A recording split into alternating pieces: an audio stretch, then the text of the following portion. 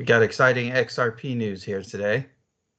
Yes, we do. So on Twitter/X, James K. Filan has released breaking news that the SEC and Ripple have filed their settlement agreement letter. So they've come to terms with what they want in order to end the case. Basically, the short version is Ripple will pay $50 million worth of XRP to the United States government, and I believe that'll be housed in the Treasury. That has to be determined, but I believe that's where it's going to be kept, likely in the crypto strategic reserve. We'll see where it goes, but they're agreeing to that. Pay $50 million worth of XRP as their fine, and then what Ripple wants out of it is they want the injunction for selling XRP in the future to be annulled. And then so some very exciting stuff, and we're almost at the finish line. Yeah, it's not completely over.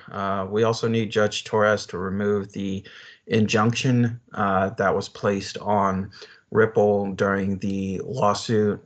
There's an injunction that says Ripple cannot sell XRP to institutions. And of course, that is the meat and potatoes of Ripple's business.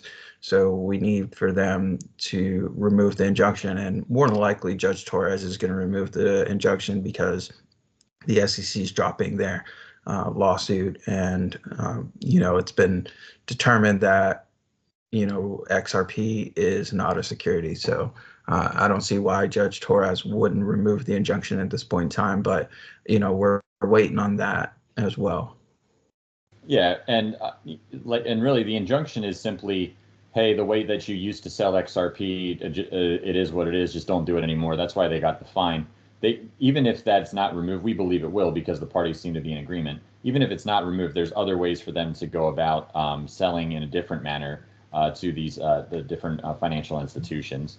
So there's still some light at the end of the tunnel there. Now, next steps are really important. Remember, we're dealing with the law. The wheels of the law grind slowly, but they grind deliberately. So these things take time. But we do have some updates. I'm just going to read to you real quick what the attorney James K. Filan is saying. So next step, Judge Torres needs to provide an indicative ruling as to whether the court would, one, dissolve the injunction and release the escrow with $50 million going to the SEC and the balance back to Ripple. If Judge Torres provides the indicative ruling, the SEC and Ripple will ask the Second Circuit for a limited remand back to Judge Torres to ask for the relief described above. Number three, upon the granting of the remand, the SEC and Ripple will file a motion with Judge Torres asking for the relief described above. And four, after the injunction is dissolved and the funds distributed, the SEC and Ripple will ask the Court of Appeals to dismiss the SEC's appeal and Ripple's cross appeal. Then it will be over. So we are 4 steps away from a 4-year-long lawsuit ending. When the big institutions, though they may have had deals, several years ago with Ripple, seemingly they can't go live with the Ripple ledger, with the Ripple technology, their partnerships, until this lawsuit is completely over and done with. And what we're expecting to happen once this lawsuit is over, which we're looking at some point this summer, it's going to end. We're looking for more partnerships with major financial institutions to go live. Now, the videos resurfaced from a few months ago where BlackRock's employee, Robert Mitchnick, who is BlackRock's head of digital assets, a former Ripple employee. He worked for Ripple for 4 months and helped develop the XRP price calculator website. He's currently working for BlackRock, and in this interview on Bloomberg TV, he's talking about buying digital assets for BlackRock to open up positions for ETFs for digital assets. And BlackRock starting an XRP ETF is the holy grail in terms of, I wouldn't say holy grail, but it's a huge step forward in XRP adoption and literally just betting on the price of XRP going forward. Yeah, so a BlackRock ETF gets us closer to that 589 price tag. So you're probably higher than 589 yeah. if BlackRock is buying it. I saw one video.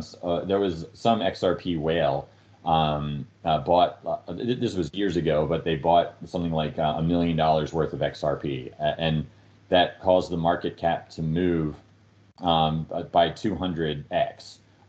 So it's not one to one. When somebody buys XRP, it doesn't mean that the price cap for the asset it goes up $1.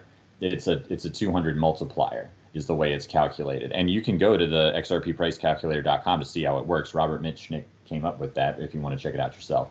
But if BlackRock says, okay, we want to open up $1 billion XRP ETF, they have to back that with some asset, and presumably it would be XRP. So if $1 billion XRP left the market, and then because it was purchased by BlackRock, that means the market cap would go up $200 billion because it's a 200x, which means you're looking at a XRP price of, well, right now it's what, 240. So you're looking at a very, very high price if you multiply $2.40 by 200. That'd be pretty good, right? $400 XRP. So and that's just one of the 18, well, potential. They haven't gotten it going yet, but this is just one of the potential 18 ETFs that we're expecting to take place once the lawsuit's finalized. Yeah, and in other XRP news as well, the Florida pharmaceutical company, which should be Willis, they decided that they want to use XRP for real-time payments and transition. So they're using $50 million worth of XRP in their deals. And this is a result, as you see, as the lawsuit's coming to an end. This happened after the SEC filing for them to drop their appeal. That happened. So you can start seeing more companies come in like this that are going to be using XRP real time, and that this shows real world use of the asset. So XRP is not just sitting in as a store of value like Bitcoin is. It's actually being used to move large scale transactions across the XRP ledger, and this is good for you as an XRP holder and good for the overall price. So. Yeah, the more institutions, not just financial institutions, but now healthcare institutions using it, because it saves their company money. The current system is broken.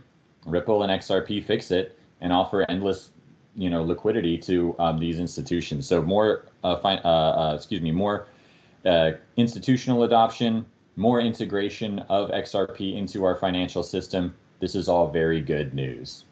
Yeah, well, that's it for this time. We'll keep you guys updated on the next one. Thank you for tuning in.